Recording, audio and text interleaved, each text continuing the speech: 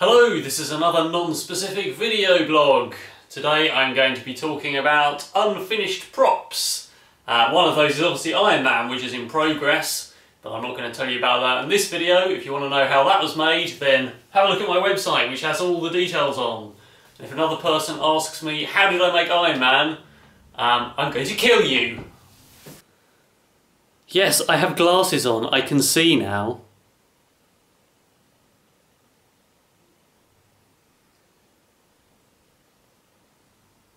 The first unfinished prop I would like to discuss is this Terminator Endoskull. This was all made out of items which I got in the pound shop in the UK. There's a video on making this and an article on my website that shows you everything about how it was made and which items I used and how I assembled them. Essentially it's made of plastic bowls, a skull mask for the top half. This is the corner from the lid from a plastic container.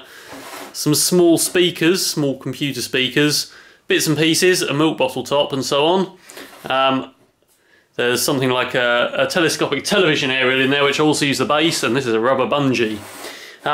So my plan was eventually to make an entire endoskeleton, in fact, entirely from items from Poundland. That's the pound shop in the UK, which is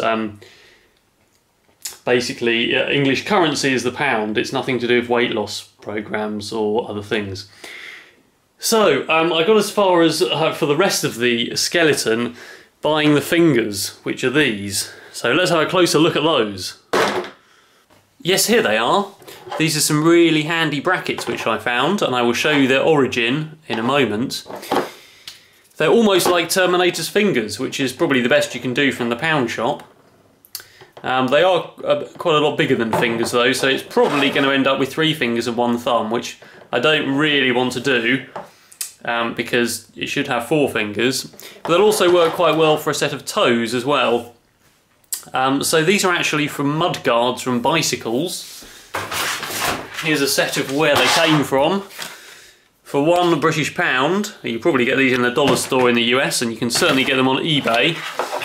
You get this set of mud guards for a bike. So the I guess that's the rear mud guard, has a little bracket, and the other one has this excellent Terminator finger assembly which goes around a piece of your bike and you tighten it up and it's all adjustable. So I in fact bought a load of these. I just went into multiple Poundlands in the UK and bought a lot, and now I've got enough for all the fingers and toes. I'm going to have lots of these red plastic mud guards that I need to recycle or throw away or do something with, which will be no use to anyone. I guess one of them will, but the other one won't have the bracket. And that's basically as far as I've got with my Terminator entire skeleton. So the plan is going to be to hunt out the other items. The endo arms won't be too bad to do because they're essentially lots of round things and rods which can come from plastic containers. But the rest of the body is going to be a bit more of a challenge. But that is an unfinished prop. Next up is R2-D2. So again, is this. If you want to know how it was made, there's lots of written words and pictures on the website. With pictures that tell you how I made it. In fact, some of it I actually bought from someone who hadn't finished the project. But you can see the pieces I did make and how I made them. So let's have a look inside. I'd like to introduce you to Kenny Baker. No, he's not really in there. Basically, most of this is wood. This is MDF. There's some wheels here which are made from Lego. There's some electronics in here which I believe is a pickaxe chip, which is basically sequencing lights. I've got the lights here and through holo projectors, and here. Obviously the green one at the front should be red and blue with a colour disc that goes over it instead of green LEDs. But that was already in the dome when I bought it. Basically I attached these pie sections, but that was about it. And the body as well is an MDF frame. I made the legs, bought the feet and skinned the thing up. But there's pictures, as I say, on the website. But essentially it's unfinished. Now I'm going to show you why. So there's several details missing. First of all, on the shoulder shim there should be a couple of sort of chrome details which aren't there. And there should also be something, I believe, on the foot down here Some of these pieces aren't the proper parts. This should be an octagon port. In fact, it's actually a green milk bottle top which the paint is flaking from. The power couplers also aren't correct. They are again made from a bottle top and a piece of pipe. And there's two of each of those. There's another milk bottle top around here. So let's just have another quick look inside. Now I've got the camera in my hand. You can see the MDF frame there. There's a 12 volt battery sat down there that's wired to the dome. But apart from that, it's entirely empty. The whole thing is on casters so that I can move it around. But it has no other motors. So what I'd really like to do is motorise it. There's a small issue, which is that it's actually too wide from leg to leg to fit through a normal UK domestic doorway. But that's really, I'm quite used to making things that are too big to fit through doorways. So that's not so much of an issue. So I've got some windscreen wiper motors which I'm going to use to motorise it, hopefully at least one in each foot and one in the dome. So here is a windscreen wiper motor, or windshield wiper motor as you would say in the US. I believe this is a Renault one, but you can pick these up on eBay for relatively little money. They're good solid heavy motors, which basically has a big motor in here and a worm gear in here. Obviously this piece turns, that's the bit that turns around. It has a nut and a serrated shaft to attach things to, and obviously 3 mounting points. So I've used these in robots before. They are incredibly strong motors and incredibly reliable. If you imagine your windshield wipers when you're driving on the freeway, or the motorway as we call it, at 70 miles an hour with a driving wind, and the force on the end of your windshield wiper, how much force comes from this motor. So it should be more than enough to power R2 along with one of these in each foot. And the plan will be also to put one in the dome.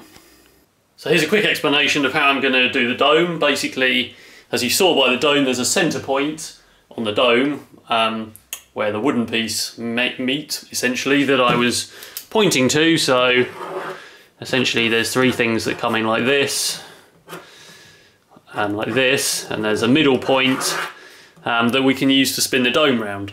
The wiper motors go quite quick, not that quick because they're worm driven, but quite quick, too quick just to link to the dome. So what we need to do is basically put a larger disc on the middle of the dome and a smaller gear on the wiper motor, which will sit off centre somewhere there, looking roughly like that, and that spins on there and makes everything go round. But obviously DIYing those parts is quite hard, unless this is sprung in this direction, so that there's maybe a rubber roller on the middle which grips on the big wheel on the dome, which is possible, although there'd probably be some slippage. Trying to get a gear this big would be quite hard. So the easiest thing to do, so the dome doesn't need to continuously rotate, it just needs to basically do maybe a 180. That's about all it really needs to do. So what you can do, if you want to make your own effectively drive belt or drive wire driven a gear reduction, basically use 2 MDF, well there'll be gears but actually pulleys, and basically a piece of wire. But all you need to do is have the wire actually physically coupled to this so it can't slip. So the end goes around here, maybe multiple times, and then it comes off to this one, maybe goes round, and it's coupled here, it continues around and back around this one a couple of times and back to the couple point. So basically this wire is fixed permanently to each of the pulleys, so it unravels and re-ravels as it rotates, but it never rotates enough that it gets to the stop effectively where the wire is actually physically fixed to the wooden pulleys. So that way it can rotate, it can do a 180. This can rotate lots of times before it unravels and gets to the end. This one can do a 180, or probably a 360 in that case, but it never slips because the wire is actually physically coupled to the pulleys. Okay, let's not worry about Christopher Walken for now. I'm actually going to show you is my alien suit, which I started about 3 years ago. So this is made of latex. over a wire frame. So basically, let's undo this Velcro and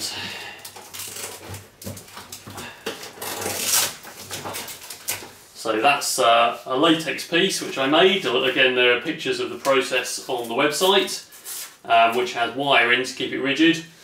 And this whole thing was made flat in a giant mould. So basically, to put it on, you bend it around yourself. So all of these ribs have wire in, and this has got wire in. And then the idea was the breastbone would go on to hold it all together. Or whatever sound Alien makes. So this is Alien's head, and that is the bottom jaw, which should go in there somewhere, which is alright. All of this was a clay sculpt, and I made moulds, and I made, this is fiberglass. It's all fiberglass, cast in, actually in Jesmonite. Would have been slightly lighter if I'd done it in polyester resin, but it would have stunk forever. It weighs 4 kilograms, this is quite thick fiberglass, which is too heavy to have on your head really. You can see there's quite a lot of wobbles in there, if the light catches them. Basically the clay sculpt wasn't that good. It's not the best thing I've ever made. I made a latex mould because it's cheap, and the sculpt wasn't very good, which made the cast worse. I don't really want to sand it down. You know, it's okay, but it's not great. And here's one of the big pieces of rubber that I made, which was going to make Alien's arm. So, unfortunately the elbow's in the wrong place for a human. The idea was I was going to have hands on sticks, because Alien's arm is rather longer than human, as we can see. But basically, I didn't think about where my own elbow was. So my next plan was to cut off the shoulder, cut off this piece of conduit basically, and then cut these sections out, make smaller ones, reposition it all and do it that way.